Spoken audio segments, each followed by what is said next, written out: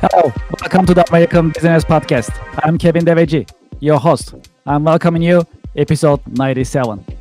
We are getting closer to our goal in the American Business Podcast. Our goal is to pass 100 episodes this year. We are getting close in each episode. And today's number is 14,570. That's how much Americans are paying for healthcare every year. This number is from 2023, and this number is also shows about 8% increase comparison to 2022. We talk about the U.S. healthcare industry, and we have a guest for this great subject. Before we get started, I can share some updates about my week. Well, it's been a pretty good week for me. It's been also very active. I had a chance to join different events. I had a chance to also make a presentation, so that was actually pretty good. This week, I had a chance to go to Hapag Industrial Association's Technology for Business committee, and I had a chance to talk about CRM systems and how businesses, small size, mid-size, and other size companies can utilize customer relationship management software systems. So it was a great opportunity for me to make that presentation. I wasn't alone, so I teamed up with our colleague from Sandler, Ryan, and we had a chance to make the presentation together. So he talked about the fundamentals of sales management, as well as how a CRM system should be implemented. And I talk about the CRM software technology, how CRM software technology and the system itself needs to be implemented based on the sales and marketing principles and the system employed in an organization. So that was a great presentation in that sense. We teamed up well. Well, at the end of the day, technology is very important. Companies, especially those who are working so hard to increase sales and marketing results, especially, right? So the systems are very helpful and they need to utilize it. At the same time, the software tools are tools, and they need to follow your sales and marketing strategy. So in that sense, there was a great opportunity for me to team up with Ryan from Sandler and also talk about how companies, small, mid-size, and large companies should utilize the CRM software technology. It was a great opportunity for me to share my professional insights. Well, furthermore, I was invited to an event this week in New York City, and I had a chance to join a conference. Especially, it was a great opportunity for me to meet with marketing professionals as well as finance service professionals. And I joined annual digital marketing for financial services summit. I was invited by our previous guest, as you may remember, Matt Yakub, and he was so kind to invite me to the event. Well, marketing is my expertise, and combined with financial services, I had to be there, right? So that was actually a great opportunity for me to be there. I had a chance to, of course, meet with Matt in person, because we had an interview before in the American Business Podcast. Also, during this event, I had a chance to meet with many different professionals from financial services industry, as well as digital marketers that I had a chance to invite. I also got some potential guests for our coming episodes. So you'll learn about digital marketing for financial services. You learn some from Matt. So we're gonna build on top of it, and it's gonna be a very educational podcast when we have those guests coming in. I'm planning to schedule them for 2026. They were so kind to be joining our episode, our podcast. So I'm looking forward to have different experts, especially in digital marketing for financial services. All right, let's invite our guest and let's get the conversation started about US healthcare industry, as well as other tips that we can learn from our guest. I'm gonna invite our guest to our virtual stage, and I'm gonna get the conversation started. We have Dr. Jacob Kendall with us. Doctor, welcome to the podcast. Yeah, thanks, Kevin. I'm glad to have we had a previous conversation on here. I'm glad to catch up again. Thank you very much for being with us. Yes, that was actually a pretty good conversation. We had a lot of views on YouTube. and I'm glad that you can join us today. So how is your week so far? I had a pretty busy week, so I had pictures and everything. All the content was ready, so I was sharing with our audience. Please tell us about your week. How is it going so far? Well, not as busy as yours. The main thing I can say is more on the personal side is you probably don't have as much of this. It's really hot and humid down here in Alabama. We're finally getting proper fall weather, so that's nice. It makes a huge difference in quality of life. Absolutely, absolutely. Yeah, this is really good. Well, why don't we get started with our conversation, if that's okay? Yeah, I'm looking forward to hearing from you, learning from you. We had a great podcast, as you mentioned before, and time flies, right? It was a couple of months yeah, ago, and yeah. now it is time to discuss more. I've been looking forward to it. Well, one of your expertise and your organization actually focus on and specialize in 4D aging concept, right? Would you please tell us about it, for our audience, especially, and for our listeners to learn about it? Sure, yeah. Well, 4D stands for four dimensional. It's a concept that I created based on it's what is the case anyway. I'm just trying to give an imagery to demonstrate what's going on with how we function in the world, how we age in the world. I have a broadly interdisciplinary background, the foundation of which I have a PhD in gerontology, and then I have training in social work, public health. I recently completed a degree in theology, and so I really my skill is looking at aging across these different disciplines and industries. Um, and kind of connecting the dots between them. And as I've moved along, researching aging, learning about it, talking, networking with many people who are in some form or another focused on older adults or aging or whatnot, I kind of just realized, that this happens in four dimensions. It's the four dimensions of space time. That's not an revolutionary concept, but the many of the um, solutions that we have, say in healthcare, are one dimensional.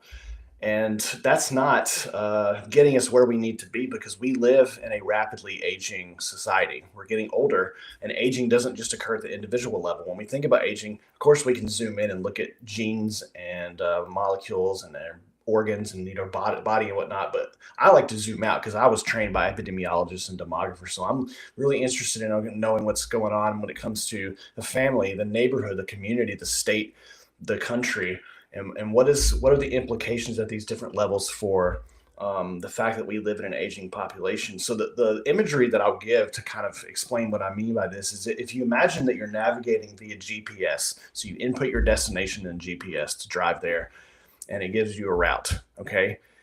And but there's a lot of information that it doesn't give you. What do the houses and buildings look like around you, and what are the people who are walking on the street doing? What are the other drivers doing? What's the weather like that day? Sometimes it can tell you if there's a detour and you need to take another route, or if there's a crash, but there has to be enough time for that. So it can't give you all that information. And we could go on and on and on listing the kinds of information that we get when we drive from one point to another that GPS doesn't give us. Okay, so there's all this information. Um, when it comes to getting from point A to point B, GPS navigation is usually successful, and usually that's enough.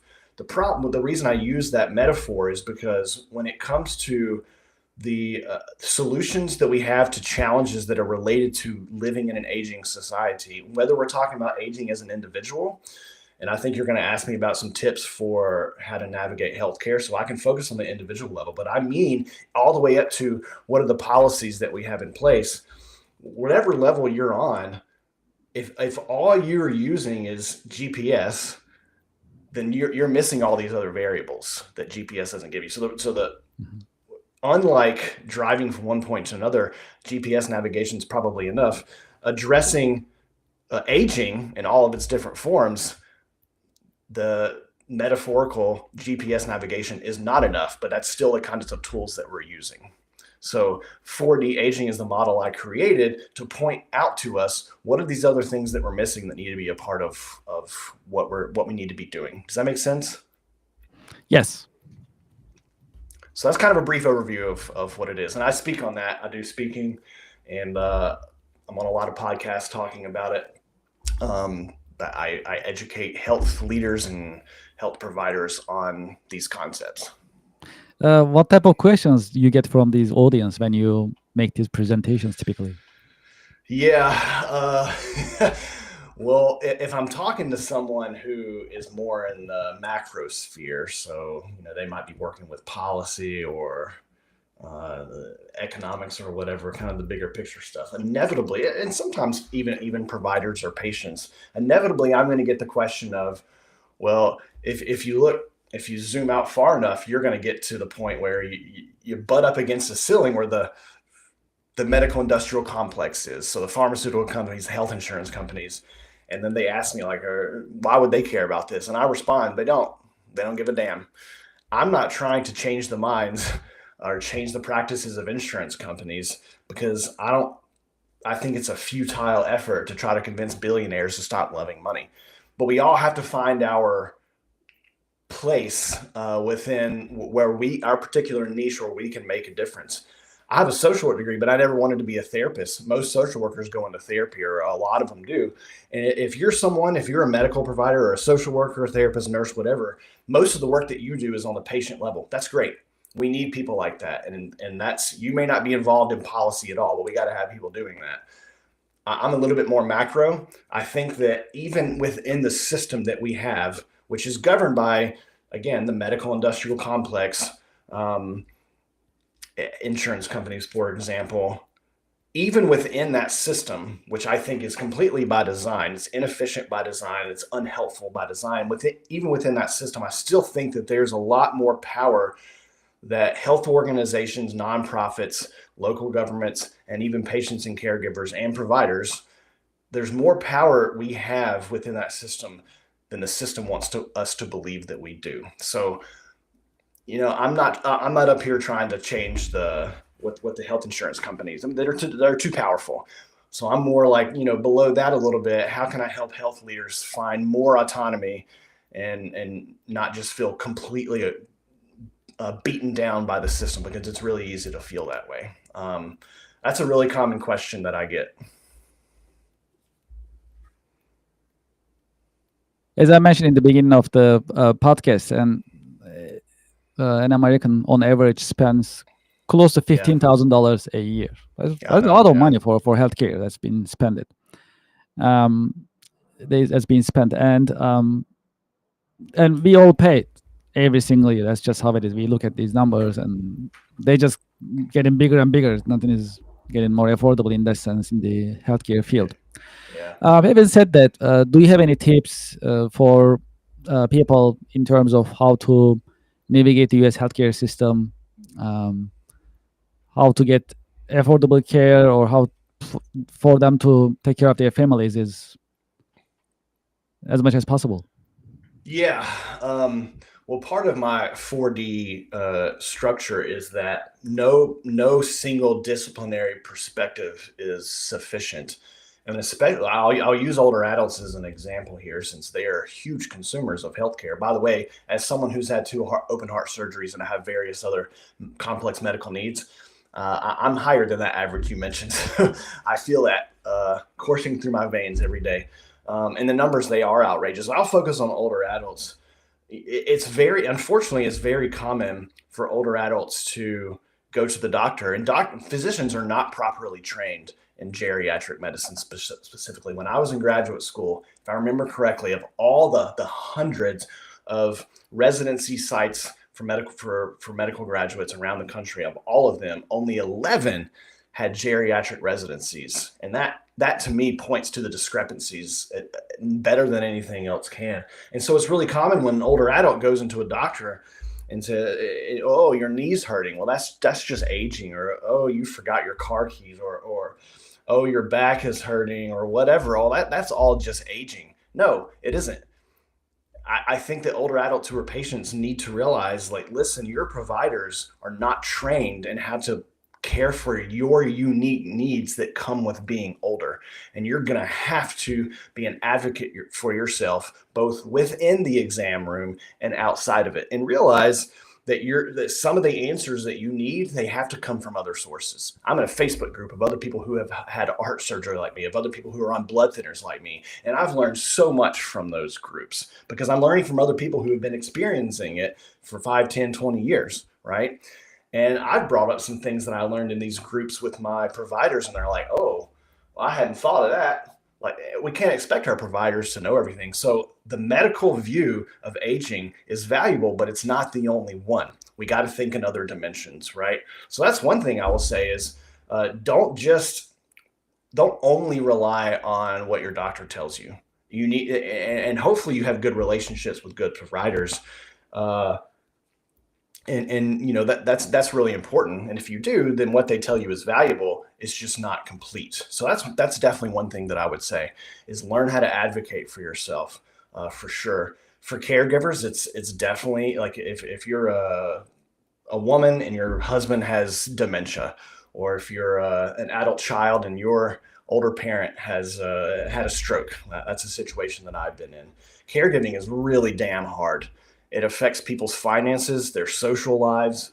The people who are caregivers often have lower life expectancy compared to people who are not. It really can run you down. It can split families in two. So as a caregiver, it's really important that you learn to be a self-advocate. Ask for help. Give up this whole notion that it's the American way for you to take care of this on your own and not ask for help. No, you need to ask for help and be an advocate for yourself. That's one of the main messages that I can preach and preach and preach on. Advocate for yourself. Another thing I'll say real quick is insurance companies, and frankly, I think it's getting worse because now they're using AI to do it, but there's a really high percentage of insurance claims that are denied, a very high percentage. Of the people who take the time and effort to appeal those claims so that they won't be denied, more than the last I read is more than half of them are successful, which one means that most denials are just BS anyway. Two, it means that if you do advocate for yourself, you actually can be successful. So don't just simply accept the so-called reality, the initial response or whatever that you get from insurance companies. A lot of times, if you push back and go through those, you appeal the denial, a lot of times you're going to be successful. Now that can be time consuming, but there are some folks out there who offer that kind of service. So be a self-advocate and be okay with pushing back a little bit. Those are two things I would say. There are all kinds of things I can talk about, but I know we're limited in time. Well, since the last time we had our first episode, we have one question that I really love to ask you and get your insights and your thoughts. If you had a chance to go back history, personally or historically, to what time period would you like to go back and why? Yeah, when you prepare for this question, the two that I said are early Christian history within the first few centuries AD, and then early American history. And I read significantly on both of those, but I decided I would go back to early American history because I can relate to them more. And what I would want to do, I'm assuming you asked that question as if I will know what I know now, that I'm going back to those time periods. And what I would want to do is tell the founding fathers who brilliantly created these documents and a lot of the writings that they had. I mean, there's something that's very it's really fascinating and quite impressive. I would go and tell them like, hey, listen, this is what the U.S. looks like in 2025. I'm sure that they would be very surprised at a lot of the things.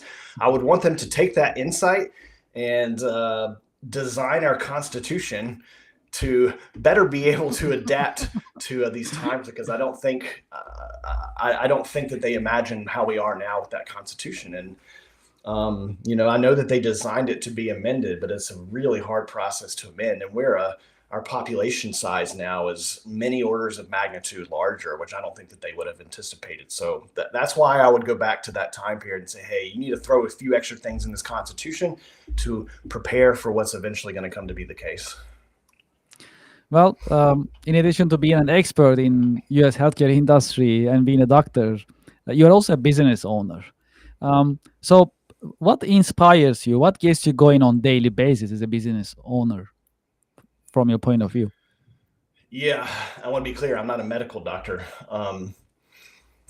So I mentioned, with all my professional training, I obviously know all these things about aging and the implications there. But on the personal side, I mentioned a little bit ago that I've had two open heart surgeries, um, and hundreds of encounters with our healthcare system, with providers and whatnot. And it's impossible to have those kinds of experiences and not but right up against the inefficiencies and sometimes the absurdities of our healthcare system.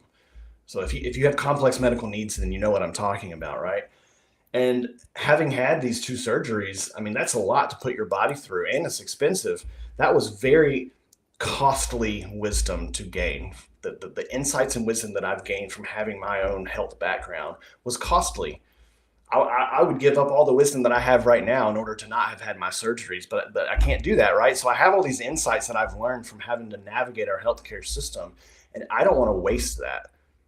I want to use it and help people how I can by having these kinds of conversations, right? By helping people navigate the system, and helping health leaders and whatnot. I just don't want to waste that. I don't want it to be all for naught. So that's a huge driver of why I do what I do right now. I don't want to waste it. For those who like to continue this conversation, who likes to be in touch with you, what is the best way to get in touch with you? My website is 4daging.com. 4daging.com. You can find me on LinkedIn as well, Jacob Evans Kendall. And contact me if you're interested in talking more. I have the two main the titles and descriptions on my website, on my speaking page. And then I have a patients page on there where I offer all kinds of resources for patients who, like me, have major chronic disease and their caregivers. So 4daging.com. Jacob Kendall, thank you so much for being with us in your busy schedule. It was a pleasure having this conversation with you. Yeah, thanks, Kevin. I appreciate it. Thank you very much. Have a great weekend. All right, you too. Bye. Thank you very much. Well, to our audience and to our listeners, thank you very much for listening, and thank you very much for watching the American Business Podcast, episode 97. As you know, our online networking event is coming up. It is scheduled for November 21st. I hope you can join us. What is cool about the Connection America Business Alliance online business networking event is that as a business professional, you'll be on the American Business Podcast. You'll be in front of thousands of the American Business Podcast subscribers and followers, and at the same time, you'll be networking with other business professionals. This is limited seating, and I hope you can join us. It's a great opportunity for you to promote your business, your products and services, and also meet with other business professionals. That's scheduled for November 21st at 10 a.m. Eastern Time Zone. That is the QR code on the screen. Please scan the QR code. It'll take you to our registration page. You can fill up the page and you can join us on November 21st. And I hope you can make it.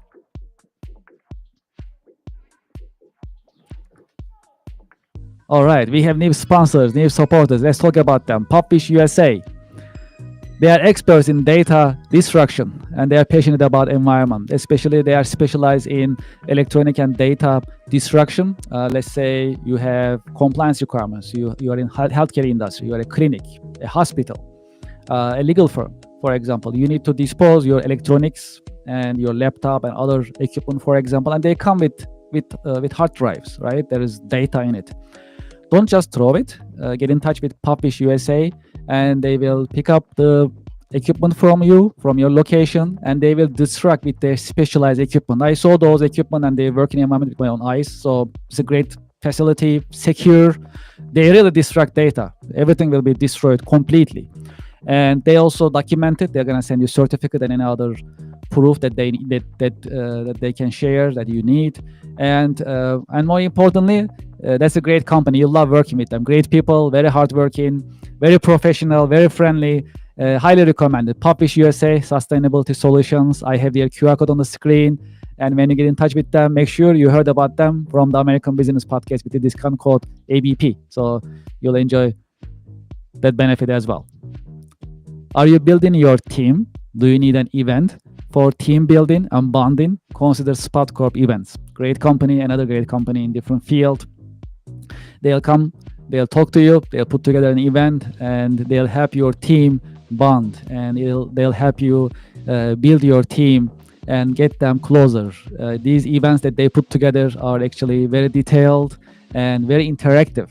You'll love working with them. Great people, very professional, and they are specialized in their field. Spot Corp events. I have their QR code on the screen, along with a code that you can get a discount, and also you can tell them that you heard about them from the American Business Podcast. When you scan this QR code, it'll take you directly to their calendar, so you can schedule time with them for discovery and just get the conversation started right away.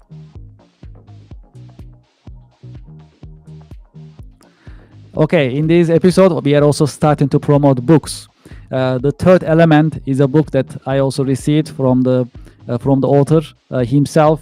And Randy Lehman wrote this book, and this book is about keys to activating law of attraction. And he put together great thoughts. He's a scientist by training and by experience of decades. When you scan this QR code, it'll take you to the pages to the book's Amazon page that you can learn more about the book, and you can also order the book if you're interested. And highly recommend. I have the copy. I'm in the process of reading it. I haven't finished it yet, but so far I'm happy to read it. So that's a recommended book as well. And I have the QR code on the screen that if you like to learn more about the book and if you like to place an order. If you are interested in short-term rentals, Vodasi is the company that you need to speak to. Vodasi is specialized in short-term rental market and short-term rental assets and asset investment. Their system is to take you step-by-step way of investing in the short-term rental, short-term asset market. I have their QR code on the screen that you can get in touch with them. And when you talk to them, make sure you tell them that you heard about them from the American Business Podcast.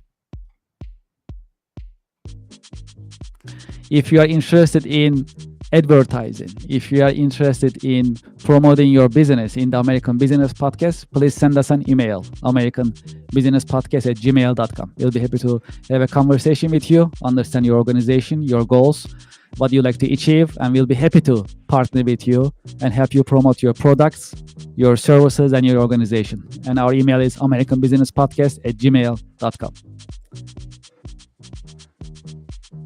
If you haven't done so, please go to our YouTube channel and subscribe. There is a QR code on the screen. It'll take you to our YouTube channel. If you haven't done so, you can subscribe, and you can also share your thoughts. Please, we love to hear from you. What do you think about these episodes and other episodes that we have? Today is the 97th episode, so we have many different subjects and subject matter experts. After you watch this video and other videos that we put together in each episode, please put your comments in the chat box and share your thoughts. Thank you very much for watching. Thank you for listening. The American Business Podcast is the voice of American business. Thank you very much and have a great weekend.